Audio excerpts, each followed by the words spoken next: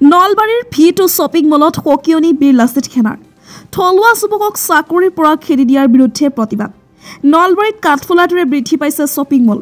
এনে একাংশ শ্বপিং মলৰ কৰ্মকাণ্ড তথা থলুৱা বিৰোধী কাম কাজে অতিষ্ঠ কৰি তুলিছে দল সংগঠনক তেনে এটা শ্বপিং মলৰ বিৰুদ্ধে আজি জাঙুৰ খাই উঠিল বীৰ লাচিত সেনাৰ নলবাৰী জিলা সমিতি আজি V2 নামৰ শ্বপিং মলখনত উপস্থিত হৈ থলুৱা বিৰোধী কাম কাজৰ বিৰুদ্ধে শ্বপিং মল কৰ্তৃপক্ষৰ পৰা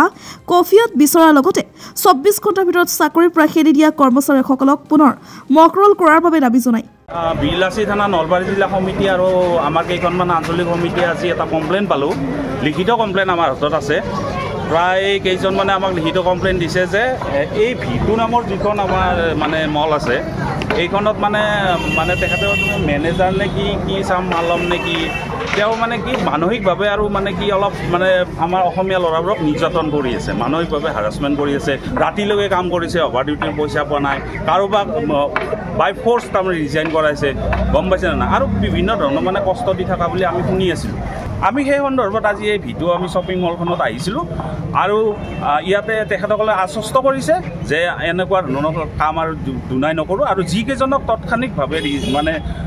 ৰিজাইন কৰাইছিলে তেওঁলোকক আৰু নিয়োগ কৰাৰ কাৰণে তেখেতসকলে আমাক আশ্বস্ত ইফালে শ্বপিং মলখনৰ হৰ্ডিং চাইনবোৰ্ড অসমীয়া ভাষাত ব্যৱহাৰ কৰিবলৈ দাবী জনোৱাৰ লগতে ভৱিষ্যতে থলুৱা কৰ্মচাৰীসকলক নিৰ্যাতন নচলাবলৈ সকিয়নি প্ৰদান কৰে যে নলবাৰীৰ দৰে ঠাইত নলবাৰীৰ দৰে জিলাখনত যিখিনি আমাৰ ইয়াতে ব্যৱসায়িক গোষ্ঠী আছে ব্যৱসায়িক বণিক গোষ্ঠী আছে সেই ব্যৱসায়িক বণিক গোষ্ঠীত আমাৰ নলবাৰীৰ যিখিনি স্থানীয় থলুৱা লোকেল ল'ৰা ছোৱালী আছে সেইখিনি ইয়াতে